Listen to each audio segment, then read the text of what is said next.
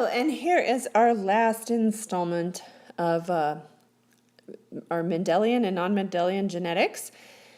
We're going to look at another case of non-Mendelian inheritance, chromosomal inheritance, and has to do with sex-linked traits. Sounds exciting. These are genetic traits that are linked to the inheritance of whole chromosomes. How does that happen? We're going to find out. Here's some examples and some pictures that will give you an idea. If you can see a number in there, then you are not red-green colorblind. If you cannot see a number, then you may have red-green colorblindness. That's the test for that. So let's see how this all works. First, sex determination. In mammals, as well as insects, we have the XY system, and you probably already know this. The Y chromosome is little. It's a little dinky chromosome, and if you have a Y chromosome in your cells, you are a male. Y is the chromosome that makes you male. 2 X's, here's the X chromosome, a picture of that compared to the Y. The X is long and graceful, and it really is that way. 2 X's will make you female. The XY, though, is male. Whenever you have the presence of a Y, you're male. The birds and reptiles, they have a little bit of a different system. It's called a ZW system, where it's actually reversed. We have the W chromosome is the variable chromosome. It's the one that is smaller, and the females are the ZW. They're the heterozygote, heterogametic, it was technically the term, whereas the males are the homogametic. They have the 2 Z's. So, who determines the sex of offspring? You may or may not know the answer to this question, but let's do a little bit of calculating and prove to ourselves who really is responsible for determining offspring's gender. First, a term that you should know, gametes. Gametes are sex cells. So eggs are gametes, sperm are gametes. And we'll be talking a little bit more about that in the next section as well. Let's look at the male parent right here, okay? The male parent is going to contribute an X chromosome and a Y chromosome. Remember that those are the chromosomes that are male. The Y makes him male. And then the female parent over here will be represented by 2 X's. When we fill this out, we see 50% of the time we're getting girls and 50% of the time we're getting boys, right? We should have a 50-50 ratio for genotype, XX and XY, those are the genotypes, and phenotypes. We have 50% of the time girls and 50% of the time boys. Who's determining this? Well, actually, the heterozygote determines the sex of the offspring. So in humans, in mammals, it's the male that determines the sex of the offspring because the male is contributing this Y, or he's contributing an X. And it's up to him, it depends on which one he contributes. The female can only contribute an X, right? So she is not able to determine the gender of the offspring. In birds and reptiles, again, it's the female. It's the opposite in birds and reptiles because the female is the heterogametic individual. So it's the female in those different organisms that determines the gender of the offspring. So before we start talking about some of the sex-linked traits in existence, I think it's fair to mention Thomas Hunt Morgan.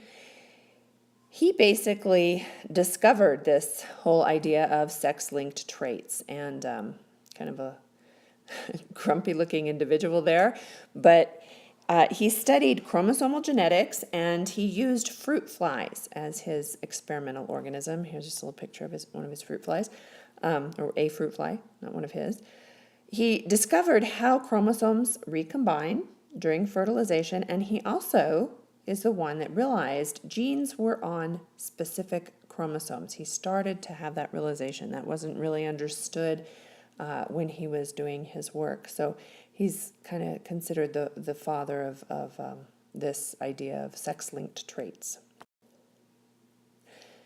So let's take a little bit of a look at what Morgan did in his studies. He discovered, first of all, a very unusual white eye trait in fruit flies. Here's a fruit fly. It's a white-eyed mutant fly. Okay, that white eye is called mutant. The red-eyed fly is the dominant, we call it wild type fly. And it is, that's just the naming convention that is given to the red-eyed fly. When he discovered this white-eyed trait, he looked at the offspring and he saw that all of the white-eyed flies were male. Now, that is not what would be expected. What we'd expect is that maybe 50% of them would be male, 50% female for any trait, any given trait. But the fact that all of the white-eyed flies were male caused him to step back and say, something else is going on here. This isn't normal. There must be some kind of a link between the gender and the sex chromosomes and this trait. So indeed, he was right. The white-eyed trait is linked to the sex chromosomes. How does that happen? Let's take a little look. We'll draw a Punnett square here. We have, let's have a red-eyed male here.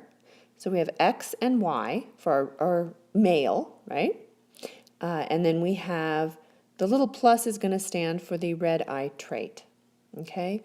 Then we have the red-eyed fly wild type over here. And this will be the female. So we have two X's for the female. It'll be the wild type heterozygous. So we have the red-eye trait and the white trait. So in this case, let's go ahead and fill in our Punnett squares.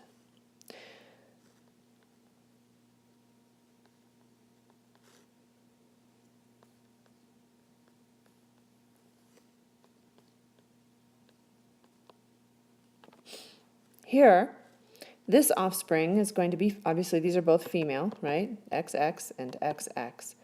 We have the red-eyed trait here. We have another heterozygous here with the white and the red alleles. Here we have a male and a male, and this male has to be red-eyed. This male has to be white-eyed, okay? Now the red eye is dominant, so there is only one white-eyed offspring in this entire bunch, and it is the male. And the reason is that this male does not have another chromosome to carry. It has the X chromosome with the white-eyed allele on it, but this Y remember, it's little. It's a short, little, tiny chromosome, and it does not have very many genes on it at all. And it doesn't have any gene to counter or hide the allele from the X chromosome. So we call this situation hemizygous. Okay, males are hemizygous for this trait. If the X chromosome carries the trait, it will be expressed in the male because they do not have an ability to have another allele to counter that trait. So here, the X chromosome is carrying the dominant allele. Here it's carrying the recessive allele. This fly will be red-eyed. This one will be white-eyed. These are just both of those will be red-eyed because this is homozygous dominant, and this has the dominant allele, which is going to show over the recessive allele. So the conclusion from this is that the white-eyed trait is carried on it must be carried on the X chromosome. It has to be in order for that Punnett square to work.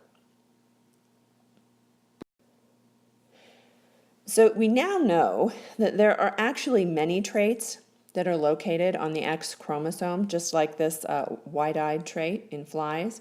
In humans, male pattern baldness, that's one of them. That is an X-linked trait. Duchenne muscular dystrophy is X-linked. Red-green color blindness, that's an X-linked trait. It's carried on the X chromosome. Hemophilia. That's another X-linked trait. It's carried on the X chromosome.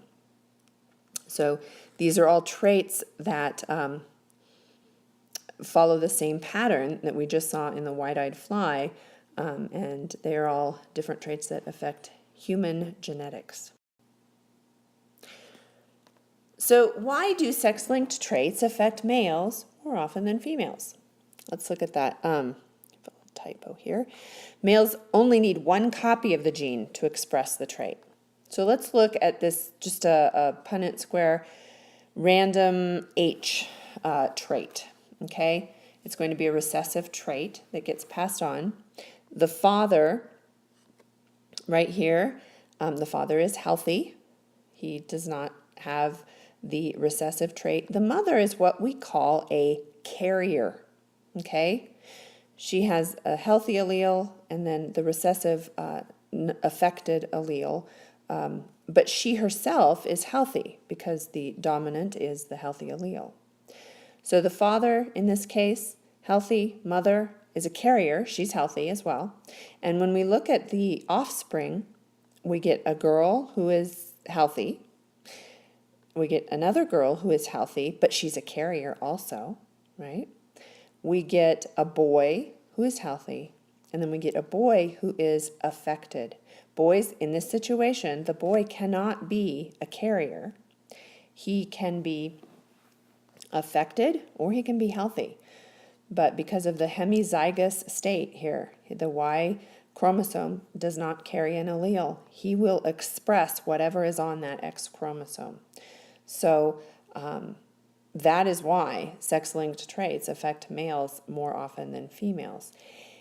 If we have a father, on the other hand, who is affected, if this was a little h instead of a big H here, we would see something a little bit different. We would see the females, one of the females would be a carrier in that case, and the other female would actually express whatever the affect is, whatever that expression is for that trait. Now, for diseases that are like Duchenne muscular dystrophy, it is difficult for the father to be affected and produce offspring. Oftentimes, the individuals do not survive long enough to then pass that trait on. But occasionally and rarely, you may see a father passing on something like red-green color blindness. So there is a chance that the female could have one of these traits passed on, but she would have to have it passed on by an affected father and a carrier mother. So that is why females are rarely affected by these X chromosome traits, because it's pretty rare that the father would be affected and the mother would actually be a carrier as well. So here's some advanced ideas. Please pause the video, read through them. There are a lot of really fascinating questions that you could ask in terms of genetics, and it's a really broad topic, and we've only just scratched the surface. So for advanced proficiency, look into some of these things. It's really fascinating, something that is interesting to you that you'd like to do a little more research on. And I'll see you in class, and I look forward to seeing what you come up with.